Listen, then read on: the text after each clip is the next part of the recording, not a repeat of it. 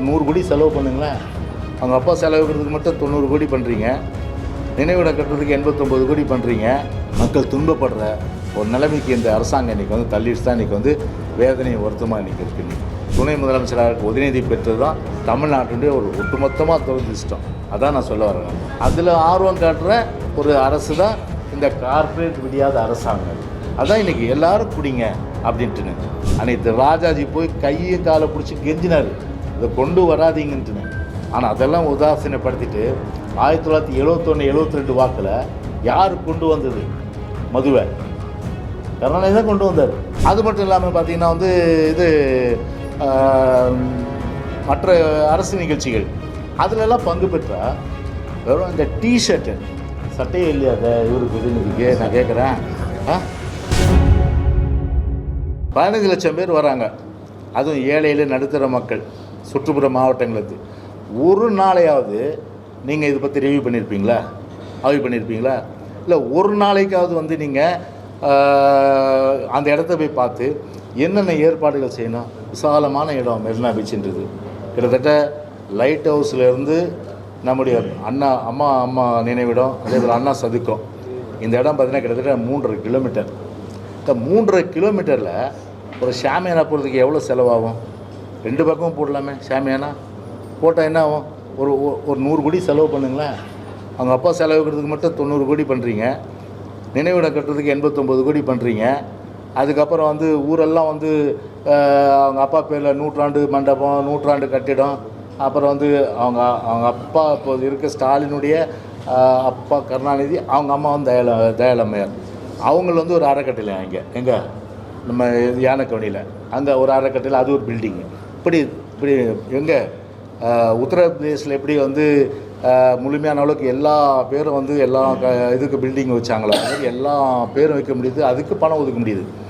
ஏன் இது வந்து ஒரு மத்திய அரசு, ஒரு டிஃபென்ஸு, ஒரு ஏர்ஃபோர்ஸு ஒரு நல்ல நிகழ்ச்சி சென்னையில் கொண்டு வந்ததா, அதை முறைப்படுத்தி ஒழுங்குபடுத்தியிருந்தா ஒரு 15 லட்சம் பேருக்கு கஷ்டம் வந்திருக்குமா?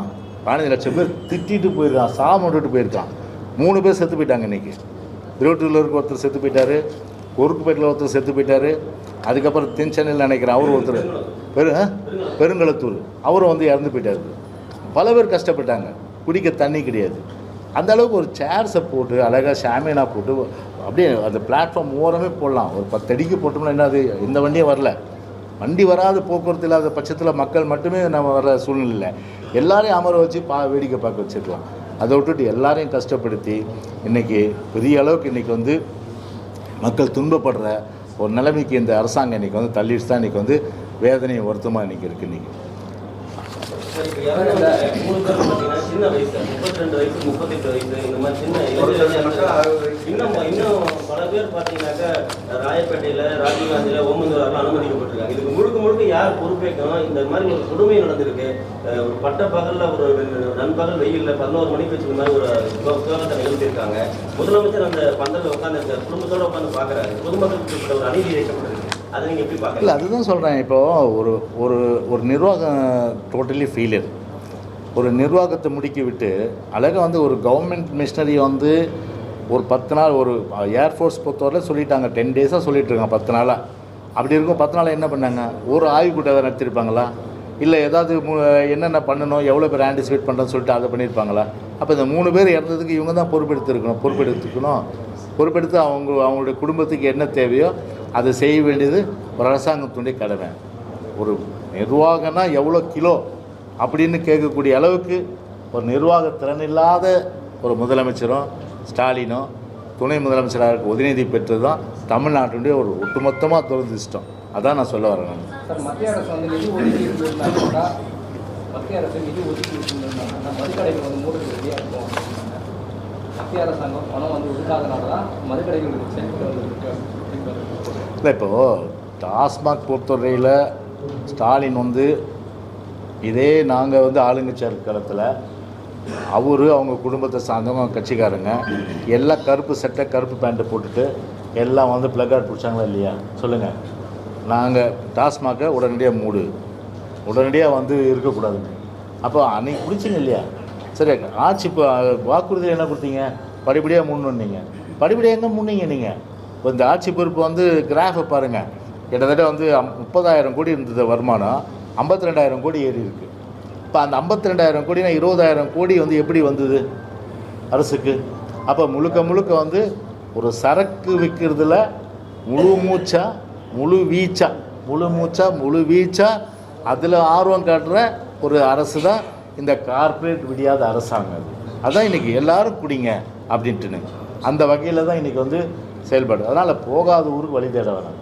முழுக்க அது பார்த்தீங்கன்னா மாநில அரசு தீர்மானம் பண்ணாலே போதும்.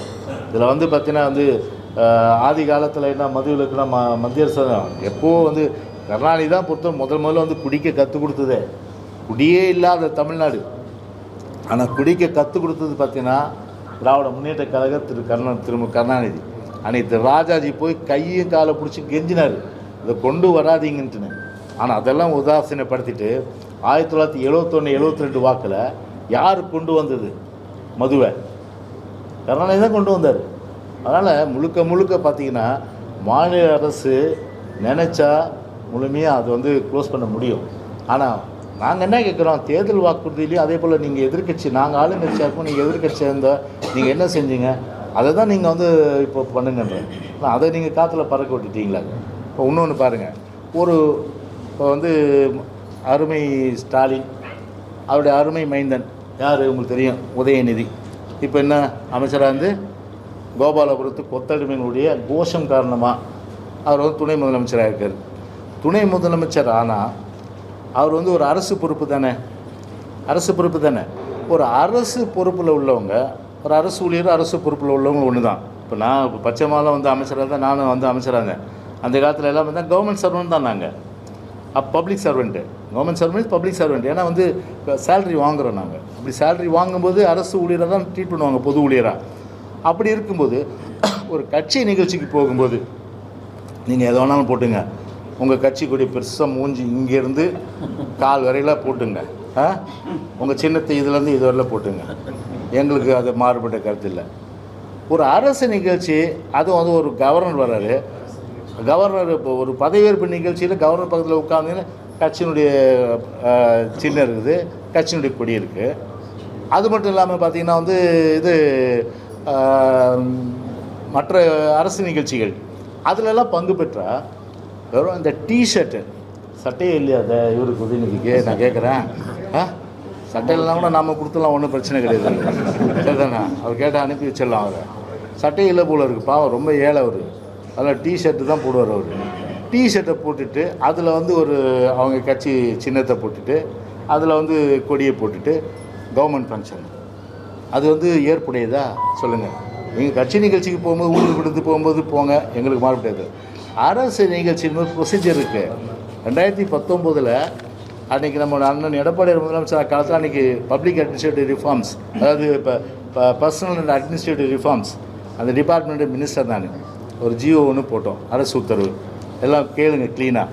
அதாவது பார்த்தீங்கன்னா என்ன சொல்கிறேன்னா, government servants are required to wear neat, clean, formal attire that is appropriate to the workplace setting so as to maintain the decorum of the office while in duty. அதாவது டியூட்டியில் இருக்கும்போது லைக் சாரீ ஆர் சல்வார் கமிஸ், டியூட்டியில் இருக்கும்போது சல்வார் கமிஸும் சாரியும் போடலாம், R churidar with dupatta இந்த case of female government. ஒரு அரசு பெண் ஊழியர் இருந்தால் நான் சொன்னேன் இந்த வகையில் சாரியோ சல்வார் கமிஸோ சுடிதாரோ வித் துப்பட்டாவோட போடலாம். அதே வந்து அவங்க வந்து இப்போ சர்வெண்ட்ஸ் அண்ட் ஷர்ட்ஸ் வித் அதே in the case of female government servants and shirts with formal pants or veshti dhoti. அதாவது அதே ஆண்களாக இருந்தால் அதை என்ன சொல்கிறாங்க, சட்டை ஃபார்மல் பேண்ட்ஸ் ஆர் வேஷ்டி அப்ராக்கெட்டில் dhoti, reflecting Tamil culture or any Indian traditional dress or any Indian இதுதான். டிஷர்ட் வந்து ட்ரெடிஷ்னல் ட்ரெஸ், அது டிஷர்ட்டு. ஒரு வீட்டில் வந்து நம்ம வந்து ஒரு வாக்கிங் போவோம், அப்போ நம்ம டிஷர்ட் போடுவோம். அதே போல் நம்ம வந்து ஒரு ஃப்ரெண்ட்ஸோடு நம்ம வந்து ஒரு கேம் விளையாடுறோம், அப்போ டிஷர்ட் போடுவோம். ஒரு அரசு நிகழ்ச்சியில் போய் டிஷர்ட் போட்டு போவாங்களா யாராவது? உலகத்துலேயே அரசு நிகழ்ச்சியில் டிஷர்ட் போட்டுன்னு போன ஒருத்தர் உதயநிதி தான் இல்லையா? அதுவும் வந்து அது டிஷர்ட்டு போடுறது தப்பு நான் சொல்ல. நீங்கள் வந்து கட்சி நிகழ்ச்சிக்கு மட்டும் நிகழ்ச்சி பண்ணுங்கள், டெக்கரம்னு ஒன்று இருக்கு இல்லையா? அந்த டெக்கரத்தை ஃபாலோ பண்ணாமல் அதுலேயும் வந்து தப்பு பண்ணிவிட்டு அதுலேயும் வந்து பார்த்திங்கன்னா உங்கள் கட்சியினுடைய அந்த வந்து சிம்பலை போட்டு சின்னத்தை போட்டு அந்த கொடியை போட்டால் இது ஏற்புடையது அல்ல. அதனால் இதை வந்து உதயநிதி பொறுத்தவரையில் நாளைக்கு இன்றைக்கி கேட்பார்னு நினைக்கிறேன் நைட்டு இது நாளைக்கு ஏதாவது அரசு நிகழ்ச்சி நடந்த இவர் போட்டார்னா கண்டிப்பாக நாங்கள் அனைத்து இந்திய அண்ணா திராவிட முன்னேற்ற கழகத்தின் சார்பாக நாங்கள் கோர்ட்டுக்கு போவோம். இதுபோன்ற செய்திகளை மேலும் தெரிந்து கொள்ள எங்களது யூடியூப், ஃபேஸ்புக் மற்றும் ட்விட்டர் ஆப்களை சப்ஸ்கிரைப் செய்யவும்.